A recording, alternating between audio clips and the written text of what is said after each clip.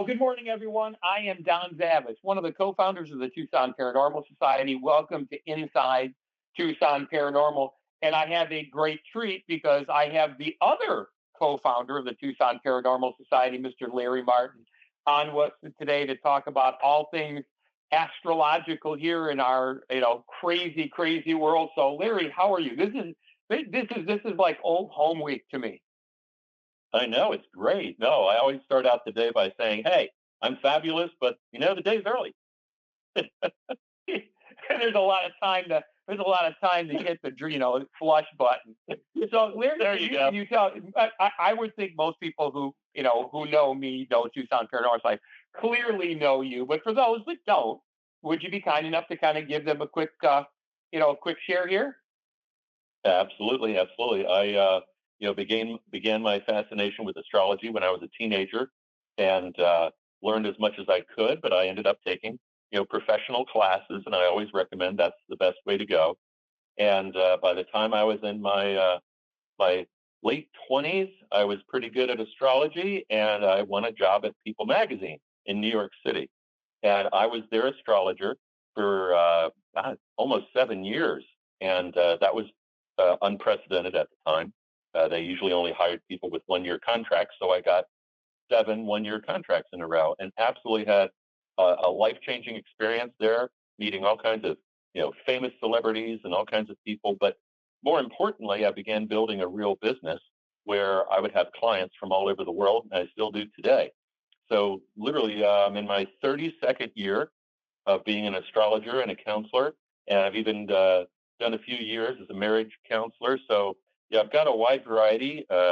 My degrees are in psychology and sociology, and back in the day, those wouldn't get you a cup of coffee, but now sound like both are really important as we try to figure out what else is going on today. But yeah, um, co-founded Tucson Paranormal Society with you, seemingly a lifetime ago. But yeah, I knew that the years coming up are very challenging, and there's no way to, what they say, put lipstick on a pig. But we've been through difficult times before. We really have, and these are different, but they're not as challenging as the year 2020, which was, I think, one of the more difficult years of anybody's life. Right. What? Yeah, and I think obviously the pandemic certainly had kind of a cataclysmic event on the world, but it just seems like, Yeah. maybe even during the pandemic, a lot of people as frustrated it was, seemed like they were coming together. I don't know, maybe there was a new humanity or something like that, but it seems like the world now is just, everyone is frustrated. Everyone is, you know, uh, seemingly angry. I mean, we were hoping to get, less wars in the world, and now it looks like we're, apparently don't have enough of them. So now we're looking to add some more. And I'm wondering what do the stars say? I hope that there's something bigger than us that is out there Well, that is kind of making this happen, so I don't feel as lonely as I do. well, the big shift from 2020 was what's called a great year. This is where Saturn and Jupiter got together, and it did so in a way to force us to realize that we needed to decide between tyranny and freedom, and it didn't matter whether there was some kind of disease out there or whatever you happen to choose to believe happened, and not everybody's in agreement. But the bottom line is that we have to choose between tyranny and freedom. And that's a tough decision, more difficult than what people realize. Because while you might just say, oh, yeah, I'll choose freedom, a lot of us are tyrannized by, let's say, the economy, or they're maybe working a job they don't like, or they wanted to do something very paranormal, but they needed a job to pay the bills. This was one of the reasons I got involved with the Tucson Paranormal Society, because I thought, wow, there needs to be a way to teach people how to be self employed, or how to honestly get the freedom that they're looking for. And that's where I see the shift today now is literally those that are in tyranny and want to maintain their power. I believe they're on their last leg. And the planets, all five planets are changing signs this year, which means there's a whole different set of rules to the game of life. And That's where I think a lot of people are frustrated. They're upset because, especially where Saturn and Neptune are, they're just now in the beginning of the sign of Aries for the first time in, goodness me, over 165 years, maybe 200 years. And what that literally says is, hey, all the rules to the game of life are changing. So everybody then says, okay, well, what are the new rules? Oh, well, we can't tell you for another year. So, so a lot of people. Well, that's problematic. Yeah, well, a lot of people know the rules are changing. A lot of people that are very intuitive, they're very observant. They realize, okay, this country's not behaving the way it used to, and these other countries are doing weird things, and these other societies are acting up. Uh, who knows what's going on in Los Angeles? In other words, things are just upside down backwards right at the moment, and there doesn't seem to be an end in sight. But astrologically speaking, we're going to see a lot of improvements over the next 90 days. We won't have to wait much longer. The difference is there going to be any, blowback or resistance? In other words, I see a lot of really good things for July and August, and even the beginning of September looks great. But then October is a bit of a backslide going into November and December, and then we have a real bad circus going on the first 4 months of 2026, and that'll be a make or break time. So between now and then, I think people have to get back to happiness, get back to joy, get back to doing what they enjoy doing or love doing, more hobbies, more fun. You see, since 2020, not too many people have had much fun, and this is where I really enjoyed some of the parties and get-togethers that the Paranormal Society had. Because honestly, Don, some of those parties were really a lot of fun, and we had a lot of great guests and a lot of good times. Oh, and I expect yeah. a lot more good. Yeah, no, in fact, interestingly enough, and we'll share this in future episodes, we just did a wonderful ghost investigation at the 22nd Street Antique Mall there on Saturday, and it was just wonderful. Stay tuned; we'll be sharing that information. So, but yeah, I think you are right. I think that there was maybe after the pandemic, there was kind of I love the word you use, lack of fun. It seemed like the world was serious. Everyone was, just barely holding on. Businesses were struggling, people were struggling. All the economic ramifications of pricing and inflation, and you look at the average young couple can't afford to buy a house, and the average couple can't afford to keep it. And Right. and I think that there's a lot of that, and it's interesting. So, is this movement into Aries the indication of that? I mean, are you seeing any signs Yeah. that this is going to get better? I mean, I know the rules are changing, Yeah. and we got a year Yeah. before we know what they are. But it seems like Yeah. is it a message of hope? Like, yep, don't worry, tough it out a little while Yeah. longer. This is going to be great. It really will be, but I do have a great concern, for people that don't like change, don't want to change, or they have maybe a more liberal point of view, for lack of a better phrase. And this isn't political, but Jupiter is always the indicator of where prosperity and abundance are going to be, and it just changed signs uh, literally about 2 weeks ago, moving into the sign of Cancer. And Cancer is all about sovereignty, home, family, um, domestic behavior. In other words, the priorities now are about our country, and it's not just the United States. Suddenly, people in Canada are like, well, what about our country? In other words, a lot of countries around the world are going, well, what about our country? They're not as concerned about globalism or the United Nations or NATO. They're really becoming very concerned about their own culture, their own language, their own home, their own residence. For people more on the local level, they are concerned about how much does it cost to go to the grocery store? How much does it cost to pay my electric bill?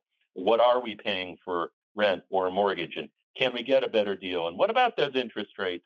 In other words, people that never had a care in the world for these kind of things are now paying very close attention. And Jupiter will be in this position until the summer of 2026.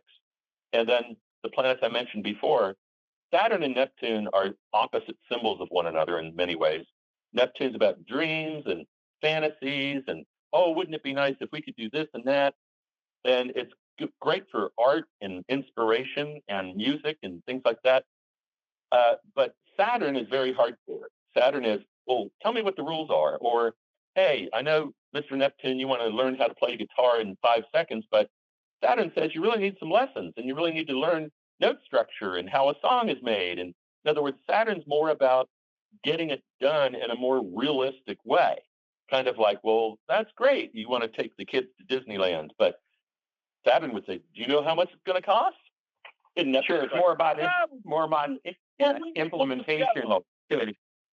Right. So Aries, of course, is a get it done right now type of zodiac sign that really doesn't have any room for fun or recreation. Many people accuse Aries all the time of being too serious, which can work very well for Saturn, but not so much with Neptune.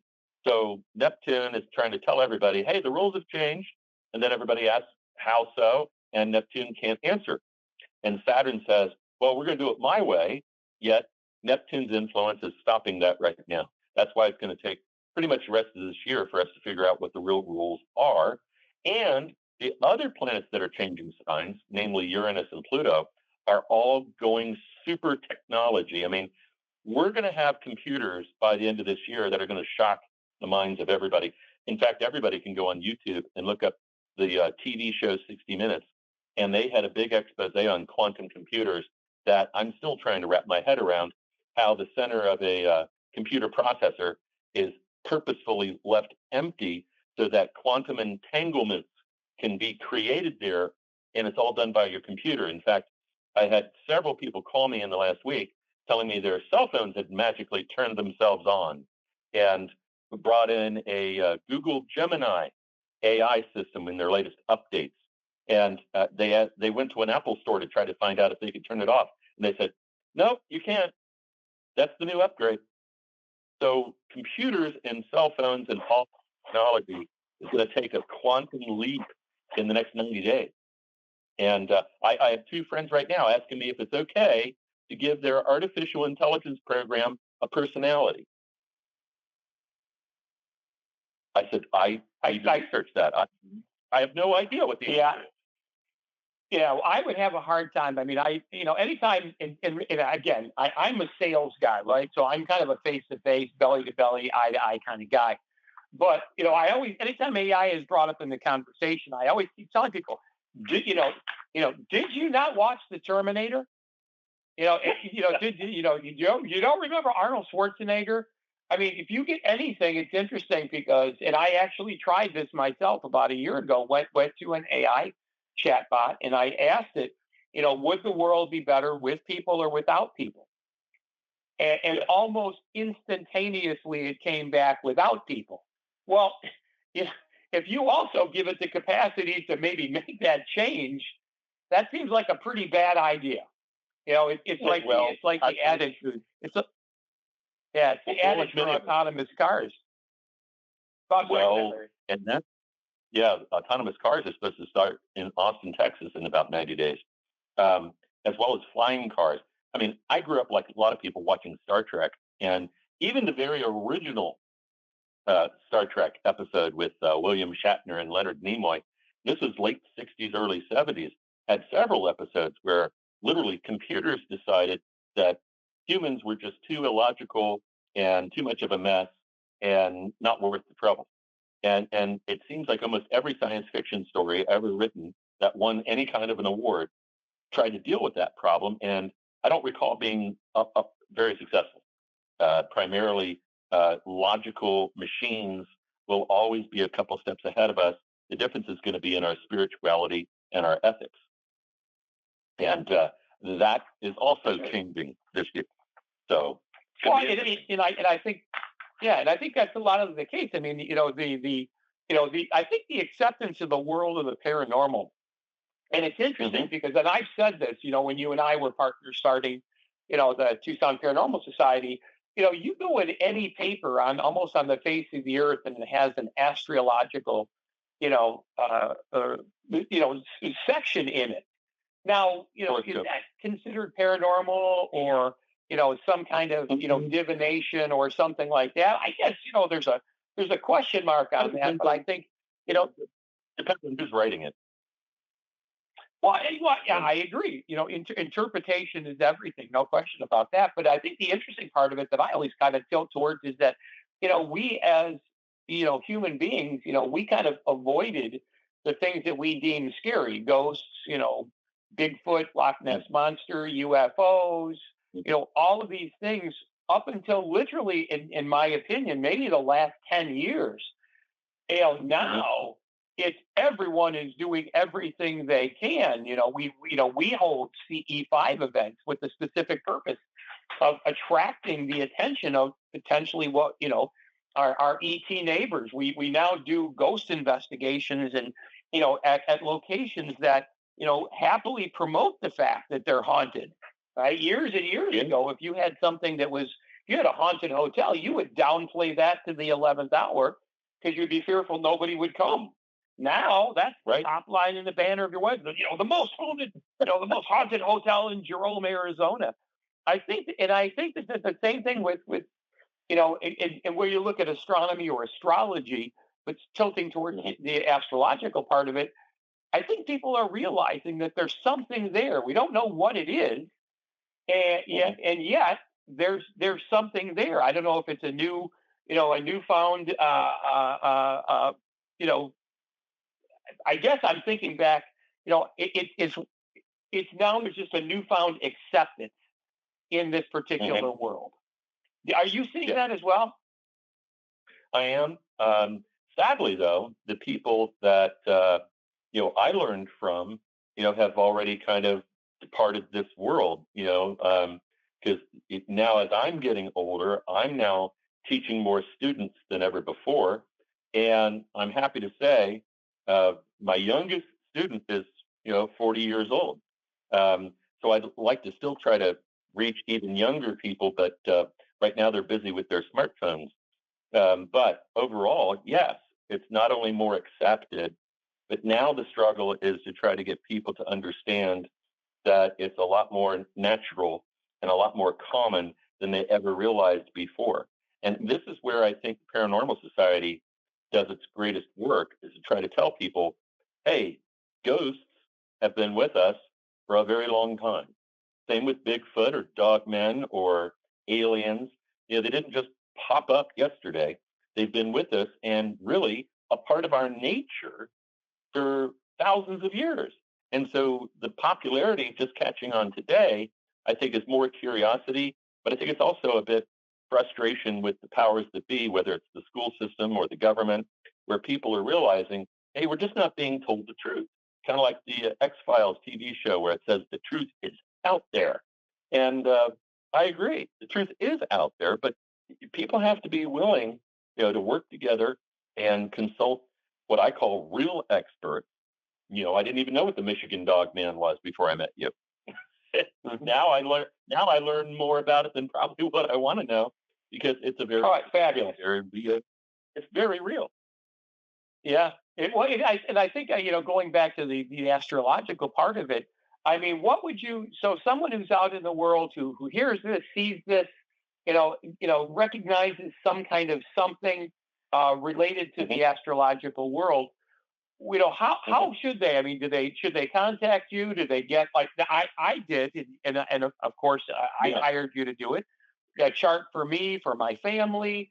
I Yeah. had recent charts done as related to a new business that we're opening. I Mhm. really drank the Kool-Aid because when you look at the day I was born and the time I was born and the location I was born, that personality archetype compared to what Mhm. I actually am is exact. It could not just be random. And I'm Right. wondering, how are you recommending people who, are maybe looking to astrology to maybe help them make sense in the world? No different than, if you're, go to the Wall Street Journal for financial advice. Mhm. How are people coming to you? What are they getting done to try to figure out how to use that information? Well, I basically asked them the question, um, you know, what are you looking for? What answers are you looking for? And how much time do you want to devote to this? For example, if somebody just wants to understand a little bit more about their birth chart and what's coming up, then absolutely. I will have a chart session with them, and I charge just one flat fee, and we knock everything out in an hour. They now get a video recording. So I usually take care of them right then and there over the phone if they're short on time, or I invite them to visit my website at www.larrymartin.biz, B-I-Z. So it's not the .com, it's .biz, and it's just my name, LARRYMARTIN. And then they can click on a consultation of their choice, or if they really want to learn, because everyone can be an astrologer if you want to devote the time and make the commitment to actually read a couple books. And I just have one for the beginners, and it's a simple workbook. They actually have to participate with it. Not only do they read how to do their chart, they will be working their chart as they go page by page in the workbook. So I have classes. So on my website, you can click consultations or classes, depending on how deep down the rabbit hole would you like to go. And that's the most fun part, because I kind of have learned over the years that we don't need to hear the negative stuff in our birth charts. That's what high school was for. In other words, if you need to learn what you're not doing, you need to learn what you're not good at on putting up your ground. But right, and I think that's a fear a lot of I think that's a fear a lot of people have too. Is that is there something out there, almost regardless of what I do, that is going to have the ultimate influence in my life? So regardless of what I do, it's never going to change. Now, I don't believe that to be the case. I believe completely in free will. But interestingly, I know one of the services you provide is the monthly, and to me, I think that's fascinating. The idea of the kind of almost like for lack of a better, like your daily planner, your monthly astrological daily planner. You can look, and I do believe there are better days. I mean, no different than you want to get married when it's nice, bright, and sunny, and you don't want to get married when it's rainy and overcast. I think in the business world as well, there are just better days for whatever reason, and people that are serious that they can take advantage of that. Well, they can. And what I've learned, even by practicing the calendar on a monthly basis, is that everybody goes through trends of good days, not so good days. But what I work with and what I help the clients with is momentum. In other words, if you've got a rough month coming up, well, then you want to adjust your planning and your strategies accordingly.